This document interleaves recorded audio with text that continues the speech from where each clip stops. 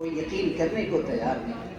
حضرت عمر رضی اللہ عنہ جیسے صحابی، بڑے جلیل القدر صحابی، اس امت کے ملہم، جن کے سوچنے پر اور جن کے منشا پر اور جن کے کہنے پر اللہ نے 20 سے زائد قرآن کی آیتیں اتاری ہوں، اتنے بڑے صحابی، یقین نہیں ہو رہا. اور اعلان کر رہے ہیں اگر کوئی کہے گا کہ محمد صلی اللہ علیہ وسلم کا انتقال ہو گیا تو میں اس کی گردن اڑا دوں. ان سب کے باوجود جو اس وقت کی موجودہ امت تھی، آپ کے ساتھی تھے، انہوں نے وہ سارے دن اور وہ سارے حالات دیکھے، لیکن جو آپ صلی اللہ علیہ وسلم کی فکر تھی، جو آپ کا غم تھا، جو آپ کی محنت تھی، جس کے لیے آپ نے محنت کیا تھا، کوشش کیا تھا، اور جس محنت کے لیے اللہ رب العزت نے اپنے حبیب حضرت محمد صلی اللہ علیہ وسلم کو مبعوث فرمایا تھا، اللہ نے وہ ساری فکریں ایک امتی ابو بکر صدیق رضی اللہ عنہ کے اندر منتقل کر دی تھی. منتقل کر دی تھی. ابو بکر صدیق رضی اللہ عنہ آپ صلی اللہ علیہ وسلم کے وصال کے بعد جو سب سے پہلا کام کیا ہے، سب سے پہلا کام وہ مدینے کو خالی کیا ہے. سب کے سب نکلے، سب کے سب نکلے، سب کے سب. جبکہ اگر سوچا جائے اور ذہن دوڑایا جائے تو ہر کوئی یوں کہے گا کہ زیادہ مفید تو مدینے میں رہ کر دفاع کرنا تھا، حالات کو دور کرنا تھا. جو بھی ارتداد تھا، جو بھی انکار تھا، وہ سب یہاں مدینے میں رہ کر کے کرتے. مدینے کو کیوں خالی کرایا؟ کیا وجہ تھی؟ کیا وجہ تھی؟ اس سے پتا چلا کہ ابو بکر صدیق رضی اللہ عنہ نے اس امت کو دوبارہ ایک زندگی دی. دوبارہ ایک زندگی. حضرت عثمان غنی رضی اللہ عنہ جیسے صحابی، ان کی زبان پر بھی یہ آ گیا تھا. حضرت جی مولانا محمد یوسف صاحب رحمۃ اللہ علیہ نے حیات الصحابہ میں لکھا ہے کہ عثمان غنی رضی اللہ عنہ جیسے بڑے صحابی کے ذہن میں یہ بات آ گئی تھی کہ اب تو دنیا سے اسلام ختم ہو جائے گا، دنیا سے اسلام ختم ہو جائے گا.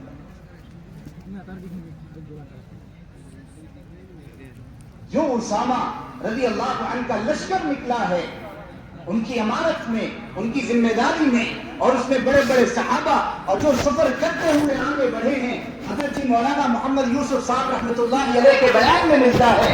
حضرت جی مولانا یوسف صاحب رحمۃ اللہ علیہ بیان کرتے تھے کہ وہ جو اسامہ رضی اللہ عنہ کی جماعت نکلی ہے اور پہاڑوں سے اور راستوں سے اور جنگلوں سے گزرتے ہوئے اعلاء کلمت اللہ کی محنت کرتے ہوئے جو گزرتی چلی گئی ہے، دیہاتوں کے لوگ جب آتے بکریاں چراتے اور دیہاتوں کے لوگ جب آتے پہاڑوں کی طرف، تو مدینے کی کھجور جو انہوں نے کھایا ہوا تھا قافلے والوں نے، اور کھجور کی گٹلیاں جو پھینکا، حضرت مولانا یوسف صاحب رحمۃ اللہ علیہ فرمایا کرتے تھے کہ وہ دیہات کے لوگ جن کے دلوں میں یہ بات آ گئی تھی، جن کی زبانوں پر یہ بات آ گئی تھی کہ دنیا سے اسلام ختم ہو گیا، مدینے سے اسلام ختم ہو گیا، حضرت جی کے بیان میں ملتا، حضرت فرماتے ہیں کہ ان گٹلیوں کو پا کر دیہاتیوں کے ایمان کو اللہ نے بچایا کہ اس گٹلیوں کو پا کر اٹھا کر انہوں نے یہ احساس کیا کہ یہاں سے مدینے والے گزرے ہیں، ابھی مدینے میں اسلام باقی ہے، ابھی اسلام باقی ہے.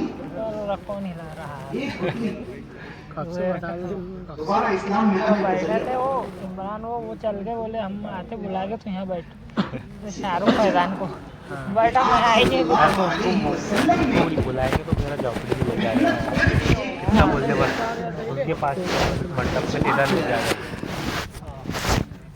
جو آپ صلی اللہ علیہ وسلم کے اشاروں پر، آپ کے حکم پر ہر لمحہ ملکوں میں دکھتا رہتا ہے.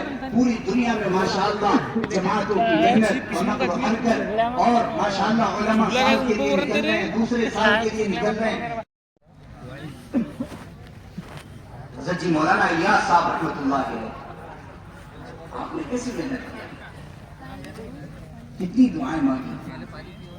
کتنا بہت کیا. راتوں کو اٹھ کر روتے تھے, تڑپتے تھے, بلکتے تھے, کرپٹیں بلکتے تھے, اللہ سے مانگتے رہتے تھے. نظام الدین بستی ایک جنگل تھی, چاروں طرف قبرستان تھا, اکیلے جنگل میں بیٹھ کر جا کے رویا اور آواز جاتی تھی دور تک.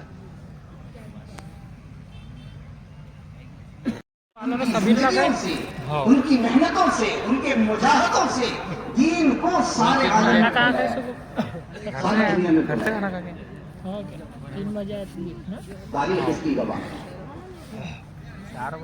اسی لیے علامہ اقبال رحمہ اللہ نے کہا تھا, اگر میں چاہوں تو نقشہ کھینچ کر الفاظ میں رکھ دوں, مگر تیرے تخیل سے فضو کر ہے وہ نظارہ. صحابہ کی شان میں کہا تھا کہ اگر میں چاہوں, صحابہ نے کیا کچھ اس دنیا میں کیا اور کتنی قربانیاں دیا اور کتنے دین کی محنت کے لیے انہوں نے اپنے آپ کو بڑھایا اور قربان کیا. اگر میں چاہوں تو نقشہ کھینچ کر الفاظ میں رکھ دوں, پھر میرے اور آپ کی طرف مخاطب ہیں, مگر تیرے تخیل سے, یعنی تمہارے ذہن و فکر سے, تمہارے دماغ سے فضول کر ہے وہ نظارہ. اوپر سے بات گزر جائے گی, ہمیں سمجھ میں نہیں آئے گا کہ صحابہ کیا فضول کر ہے وہ نظارہ, سر کے اوپر سے گزر جائے گا.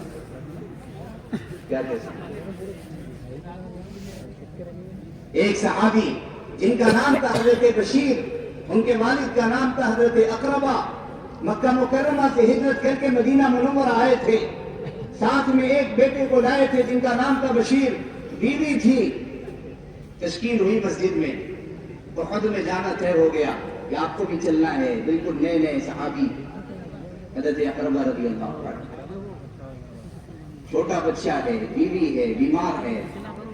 امام بخاری رحمۃ اللہ علیہ نے اس واقعے کو نقل کیا ہے تاریخ بخاری میں. وہ بائک لا لی نا سب نے, تو بھی میں نے نہیں لایا. تو رک رہے کہاں پر, والد چلے گئے کہاں بیگ پر, اور احد میں جو کچھ ہوا, آپ صلی اللہ علیہ وسلم کے بندان مبارک شہید ہوئے, صحابہ شہید ہوئے, 70 بڑے بڑے قرہ شہید ہوئے, بے شمار صحابہ زخمی ہوئے. بیگ لا لیا میں نے. اور ادھر حضرت بشیر اکیلے میں ہیں, بھی لاتا تھا, ماں بیمار تھی, ماں کا بھی انتقال ہو گیا. گھر پہ تھا میں. گھر میں اکیلے ہیں, کوئی دیکھنے والا نہیں. روتے تھے, خود ان کا بیان ہے, میں روتا تھا, موٹے شادی اپنے ادھر ادھر بھٹکتا تھا. آنا ہلدی میں, شادی میں کہیں سے کھانا مل گیا وہ کھا لیتا تھا. نہ آنا شادی ہلدی ولی میں. بقی میں جہاں میری والدہ دفن تھی وہاں جا کر بیٹھا رہتا تھا. گھر جہاں صحابہ نے جان لگایا, مال لگایا, وقت لگایا, جہاں سب کچھ صحابہ نے قربان کیا, صحابہ نے اندر کی اپنی خواہشات تک کو قربان کیا ہے اللہ کے دین کی خاطر. پھر جا کر کہ اللہ کا کریمہ بند ہوا. ایسا نہیں ہے. ایک روم ہمارے اور آپ کے جیسے وہ آرام کرنے والے ہوتے اور ایک ہی جگہ جم کر کے بیٹھ جاتے, تو کہاں سے اللہ کا دین دنیا میں پھیلتا؟ اللہ کا دین حرکت چاہتا ہے. کیا چاہتا ہے؟ ارے کیا چاہتا ہے؟ حرکت چاہتا ہے, حرکت. اللہ کے نبی صلی اللہ علیہ وسلم نے اپنے زمانے میں, اپنی موجودگی میں تقریباً 150 سے زائد جماعتیں اللہ کے راستے میں دنیا میں ملکوں میں بھیجی ہیں, اور خود 27 جماعت میں خود شریک رہے. 27 جماعت میں 27 غزوات میں آپ خود شریک رہے بنفس نفیس. 150 سے زیادہ ایسی جماعتیں جو دنیا اور ملکوں میں اللہ کے نبی صلی اللہ علیہ وسلم نے بنا. حرکت ہوئی ہے. کیا ہوئی ہے؟ ارے کیا ہوئی؟ حرکت ہوئی ہے, حرکت. پھر جا کر کے یہ ایک نظام قائم ہوا ہے, یہ ایک محنت دکھ رہی ہے. لاکھوں لوگ توبہ کر رہے ہیں, لاکھوں لوگ توبہ کر رہے ہیں. لاکھوں لوگ جو مسجدوں سے دور تھے, اللہ کے سامنے سجدہ کرنے سے دور تھے, وہ لاکھوں لوگ مسجدوں کے کھوٹے بن گئے ہیں, مسجدوں میں اگلی صف کے نمازی بن گئے ہیں. اس دعوت کی محنت سے لاکھوں لوگ جو کلمہ لا الہ الا اللہ نہیں جانتے تھے, محمد رسول اللہ نہیں جانتے تھے, نبی کا نام تک نہیں جانتے تھے, آج اللہ نے اس دعوت کی محنت سے ان کو ایسا قبول کیا, ایسا قبول کیا کہ وہ روزانہ بلا مبالغہ کہہ رہا ہوں, ایسے شخص کو جانتا ہوں جو اس دعوت کی محنت میں لگا ہوا ہے, اور وہ گاہے بگاہے محمد صلی اللہ علیہ وسلم کی خواب میں زیارت کرتا ہے. जो नबी का नाम नहीं जानता था।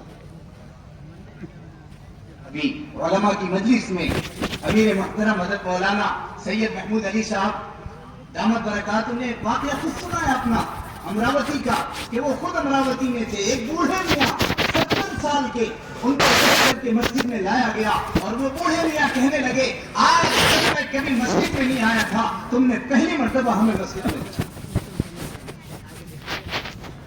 लोगों ने उनको कलमा पढ़ाना शुरू किया, सिखाना शुरू किया।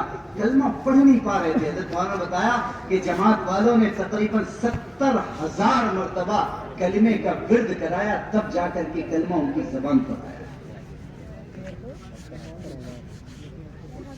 कौन मेहनत करेगा? ये जो इंसानों का समंदर है, ये मुसलमान है, नौजवान है, और वो कहां कहां भटक रहे हैं, गुनाहों के किन किन अड्डों में वो पड़े हुए हैं, कौन जाएगा उनको समझाएगा और अल्लाह का तारुफ कराएगा, दीन बतलाएगा। नौजवानों को पता नहीं है कि वजू क्या है। खुद हज़रत मौलाना सुना रहे थे 25 से 30 नौजवान आए, उन बेचारों को पता नहीं है वजू क्या है। वजू क्या है? वजू क्या है नहीं। इसीलिए निजामुद्दीन मरकज से पूरी दुनिया के लिए एक बात चलाई जा रही है, और खास तौर पर जो हमारे उलमाए किराम हैं, हमारे सरों के ताज हैं, पूरी उम्मत के वो जिम्मेदार और निगरां हैं। जब तक ये उम्मत और अवाम उलमा के साथ मजबूत नहीं होगी, अपना रब्त मजबूत नहीं करेगी, मैं कसम खा करके कहता हूँ, ये अवाम कब गुमराह हो जाए और ये कब गड्ढे में गिर जाए और ये कब जाकर के खंबे में लड़ जाए और कौन इसको गुमराह कर दे, कोई गारंटी नहीं ले सकता। अगर इस उम्मत को कोई बचा सकता है तो उलमा बचा सकते हैं, उनकी निगरानी बचा सकती है, उनकी जिम्मेदारी बचा सकती है। इसलिए पूरी दुनिया के लिए आम ऐलान है, पूरी दुनिया के लिए कि उलमा मसाजिद में अपना वक्त दें और अवाम उनके पास आए और आकर के उनसे मोटे मोटे मसाइल दरियाफ्त करे, बुनियादी दीन सीखे, पता करे गुस्ल में कितने फराइज। उलमा बतलाएंगे 3 फर्ज हैं, कितनी सुन्नतें, उलमा बतलाएंगे 5 सुन्नतें।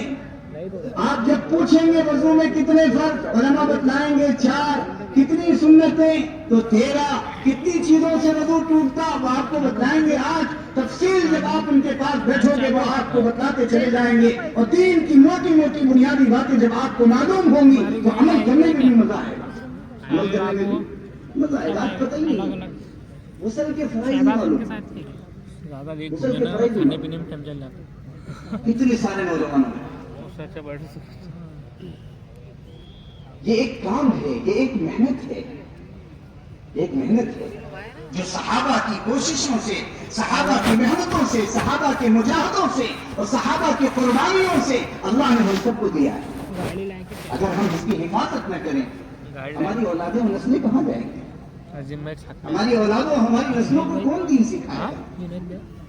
घरों में अगर हमने माहौल नहीं बनाया, घरों में अगर हमने अल्लाह का दीन कायम नहीं किया, अल्लाह के दीन को जिंदा नहीं किया, न जाने कितने मुसलमान घरों की लड़कियां और बच्चियां जो आपके घर में पैदा हुई और आपके खत से वो पली और बढ़ी और एक उम्र वो आपके घर में गुजारा है, लेकिन आपने दीन नहीं सिखाया, आपने मोहम्मद सल्लल्लाहु अलैहि वसल्लम का तरीका नहीं सिखाया। कितने मुसलमानों घरों की बच्चियां जो गैरों के साथ जिंदगी गुजार रही हैं और वो आपको और आपके बेटों को लात मार करके चली गई।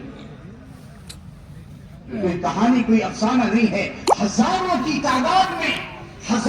तादाद में ईमान वाले घरों की बच्चियां गैरों के साथ जिंदगी गुजार रही हैं। न उनको ईमान का पता, न इस्लाम का पता, न आखिरत का पता, न मैदान महशर का पता, न कब्र का पता, सब छोड़ छाड़ करके वो चली गई। अगर आपने दीन सिखाया होता, आपने कलमा सिखाया होता, आपने कब्र बताया होता, आपने मैदान महशर बताया होता, आपने मोहम्मद रसूलुल्लाह सिखाया होता, आपकी जिंदगी बताया होता, तो कम से कम वो आपके साथ जन्नत में उतर जाती। कितनी बच्चियां चली, इब्तिदाम आम हो चुका है बेशुमार। उलमा के साथ बैठो, वो आपको बताएंगे कितनी बच्चियां आपके जिले से ली, आपके सूबे से ली, सारे डाटा मौजूद है। جب تک ہم اپنے مذہب کی دعوت نہیں دیں گے اور اپنے مذہب کے داعی نہیں بنیں گے تب تک ہم اپنے مذہب پر قائم نہیں رہ سکتے.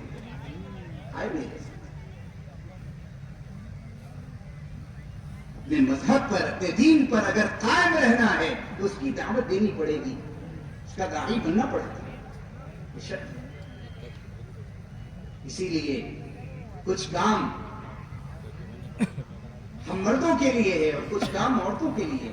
وہ اسی لیے بتایا جا رہا ہے کہ آپ صلی اللہ علیہ وسلم دونوں کو ایک ساتھ لے کر چلے. آپ نے مردوں کو بھی نہیں چھوڑا, عورتوں کو بھی نہیں چھوڑا, سب کو کام دیا.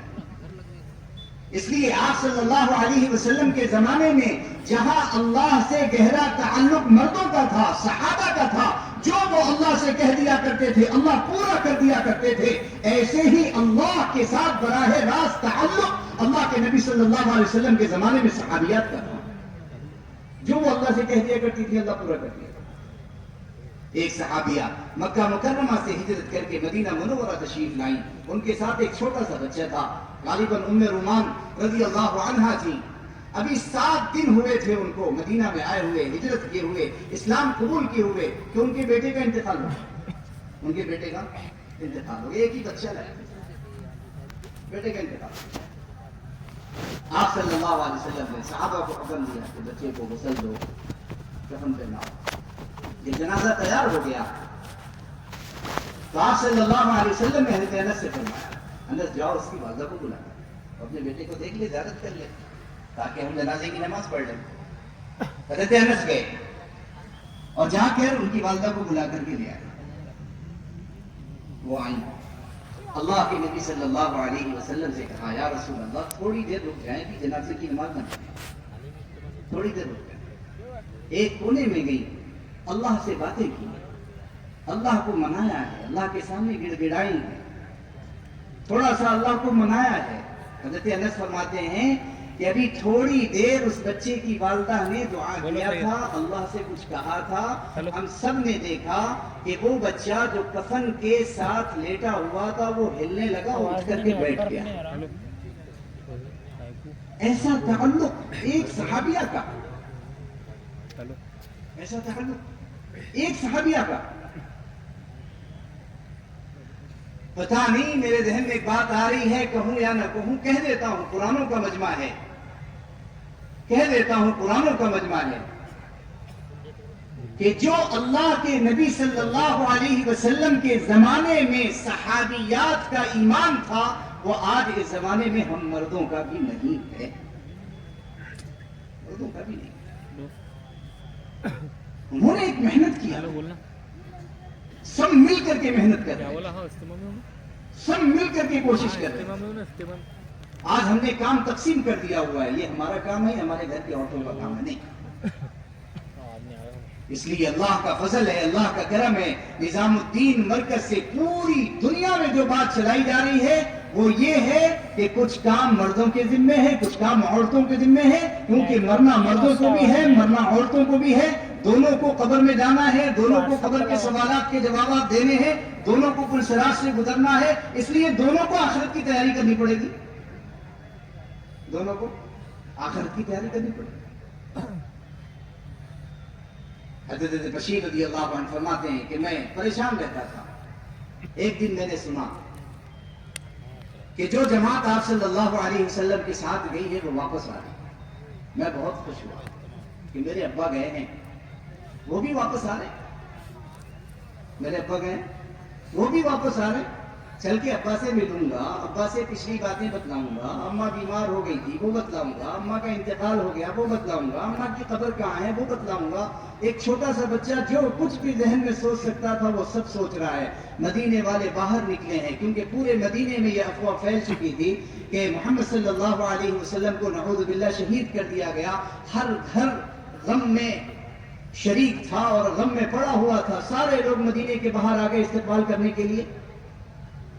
کوئی اپنے رشتہ دار سے مل رہا ہے, مرحبا بکم, اہلا و سہلا کی صدا ہے. حضرت بشیر فرماتے ہیں میں چھوٹا سا تھا, کوئی دکھ بھی نہیں رہا تھا. ایک چٹان پر میں چڑھ گیا اور چٹان پر چڑھ کر میں سب کو دیکھنے لگا. کوئی اپنے رشتہ دار سے مل رہا ہے, کوئی اپنے باپ سے مل رہا ہے, کوئی اپنے بیٹے سے مل رہا ہے, کوئی اپنے بھانجے سے مل رہا ہے. ہر کوئی ایک دوسرے سے مل کر کے خاموش ہے.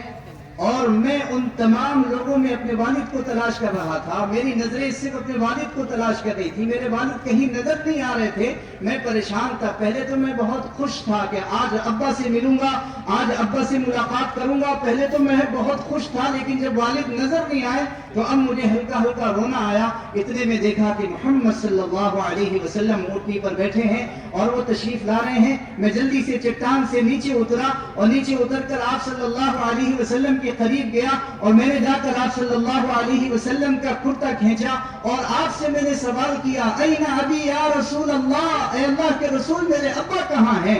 اللہ کے نبی نے پوچھا تمہارا کیا نام ہے؟ انہوں نے کہا میرا نام بشیر ہے, میرے ابا کا نام اقربہ ہے. صحابہ نے عرض کیا اے رسول اللہ اس بچے کے ابا تو شہید ہو گئے. اللہ کے نبی نے چہرے اندر موڑ لیا. یہ صحابی دوسری طرف آئے, این ابی یا رسول اللہ, اے اللہ کے رسول میرے ابا کہاں ہیں؟ اللہ کے نبی خاموش رہے. اتنے میں اللہ کے نبی صلی اللہ علیہ وسلم نے حضرت بشیر کے سر پر ہاتھ رکھا اور ہاتھ پھیر کر کے کہا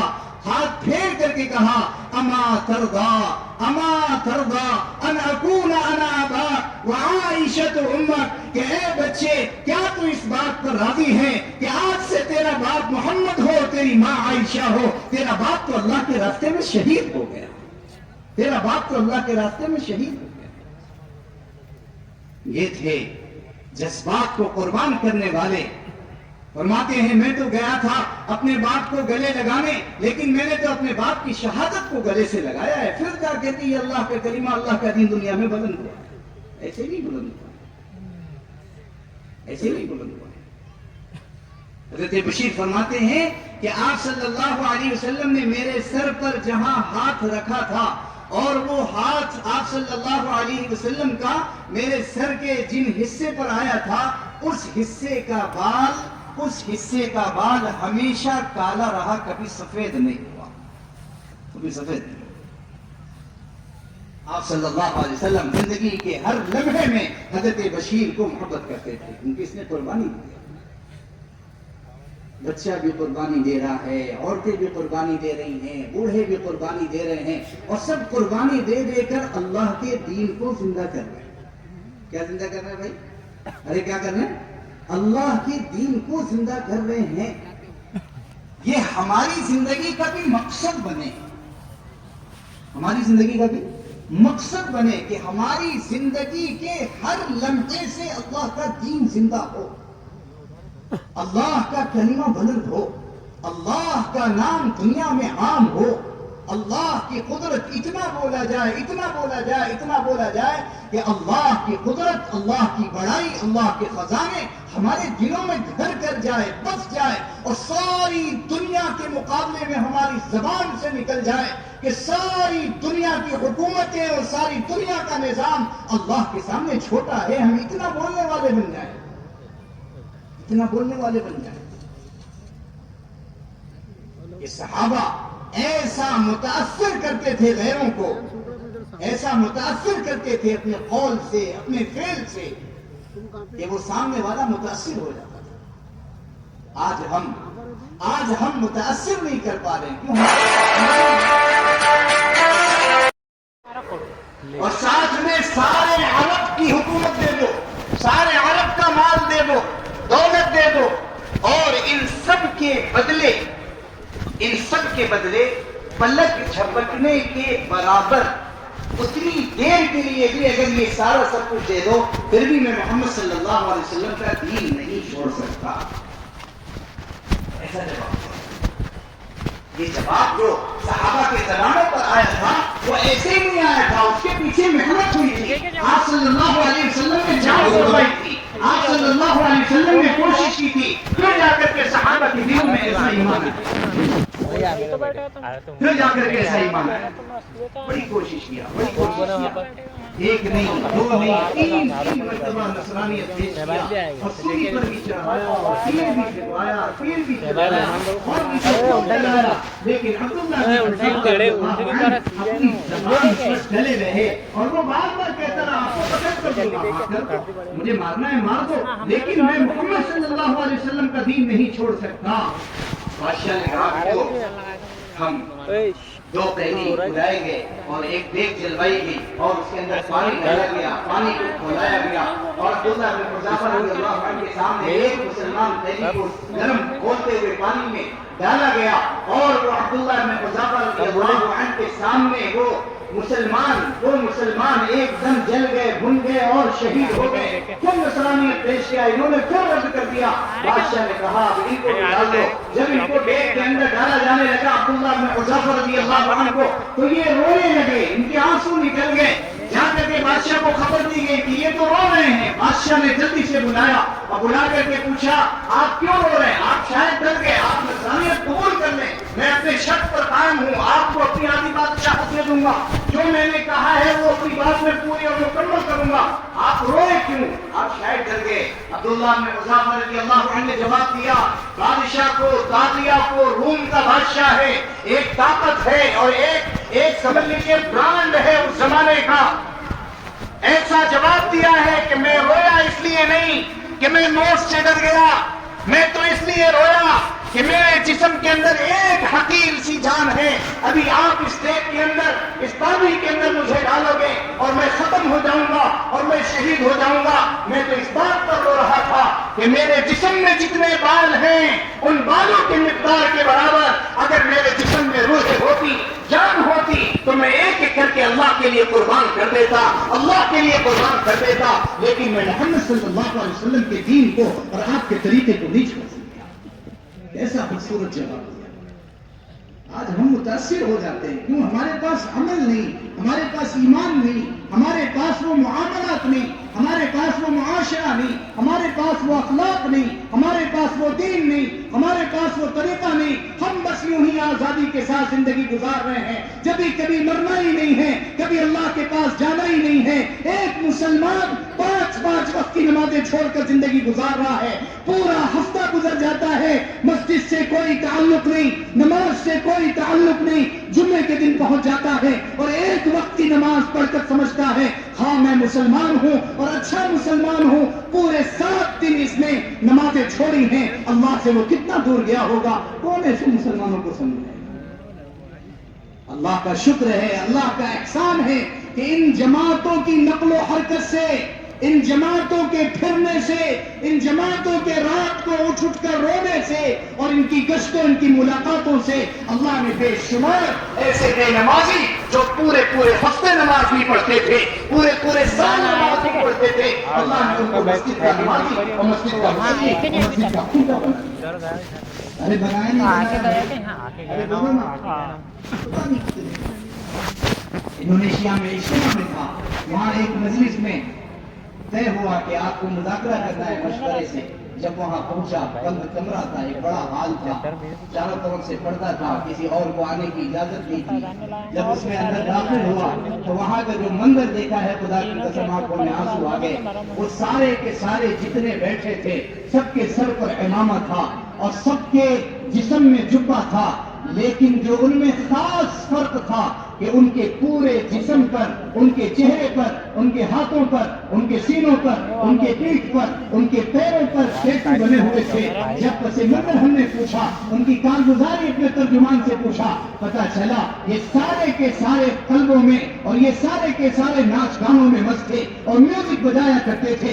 ایک اللہ کا بندہ ان میں سے اللہ نے قبول کیا اور اس ایک اللہ کے بندے نے محنت کیا، تو آج انڈونیشیا میں، ملیشیا میں، لاؤس میں، ویتنام میں، کمبوڈیا میں، تھائی لینڈ میں، ان تمام ملکوں میں محنت کر کے ایسے لوگوں کو جو اس نے تشکیل کیا ہے، تو آج ہزاروں کی تعداد میں ایسے لوگ توبہ کر کے اللہ کے راستے میں پھر رہے ہیں اور 4 مہینے لگا کر سب نے توبہ کیا ہوگا۔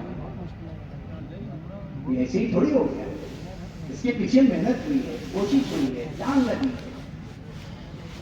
جب تک یہ امت دین کی خاطر، دین کی محنت کے خاطر جان مال لگاتی رہے گی، اللہ اس امت کی حفاظت کرتے رہیں گے، اور اگر یہ امت جان مال لگانا اور حرکت کرنا اللہ کے دین کے لیے چھوڑ دے گی، میں قسم کھا کر کے کہتا ہوں، چاہے آپ کے پاس جتنے پیسے ہوں، آپ کے پاس جتنے عہدے ہوں، آپ کے پاس جتنی کرسیاں ہوں، آپ کے پاس چاہے جتنی زمین و جائیداد ہو، آپ کے پاس جتنی فیکٹریاں ہوں، آپ کے پاس جتنے کارخانے ہوں، خدا کی قسم گمراہ ہونے سے اور اللہ کے غضب سے کوئی کوئی نہیں بچا سکتا. اللہ کے غضب سے بچانے والا عمل اللہ کے راستے میں پھرنا، اللہ کو منانا ہے، چاہے سب کچھ آپ کے پاس.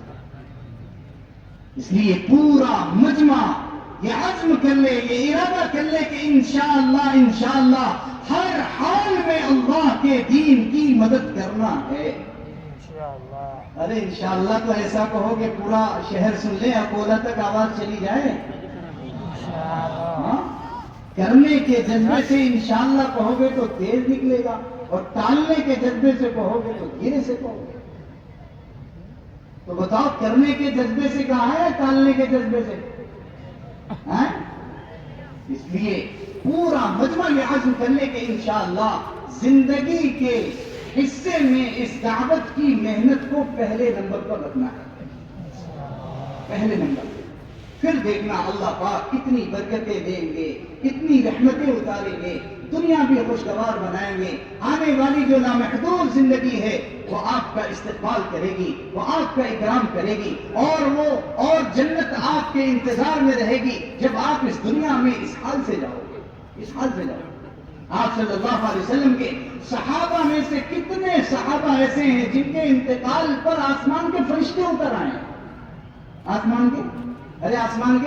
آسمان کے فرشتے اتر آئے. اللہ کے نبی صلی اللہ علیہ وسلم کے ایک صحابی حضرت سعد بن معاذ رضی اللہ عنہ، رات کو ان کا انتقال ہوا. آپ صلی اللہ علیہ وسلم فجر کی نماز کے بعد بیٹھے ہی تھے کہ جبرائیل امین تشریف لائے اور آ کر اللہ کے نبی سے سوال کیا، یا رسول اللہ، آپ کے صحابہ میں سے کون آج انتقال ہوا ہے؟ آسمان میں ایسی خوشی ہے اور آسمان میں ایسی خوشی کا لہر ہے کہ سارے فرشتے خوش ہیں، اور اللہ نے آسمان سے بے شمار فرشتوں کو اتار دیا. اللہ کے نبی صلی اللہ علیہ وسلم کے ذہن میں آیا، میرا سعد زخمی تھا، کہیں وہ نہ انتقال کر گیا. اللہ کے نبی جس حال میں تھے اس حال میں اٹھے اور سعد بن معاذ رضی اللہ عنہ کے گھر گئے. اللہ کے نبی صلی اللہ علیہ وسلم حجرے میں داخل ہوئے. اللہ کے نبی کے اکرام میں جو صحابہ موجود تھے سب نے حجرہ خالی کیا. اللہ کے نبی اس حجرے میں داخل ہوئے، لیکن داخل ہونے کا انداز الگ تھا.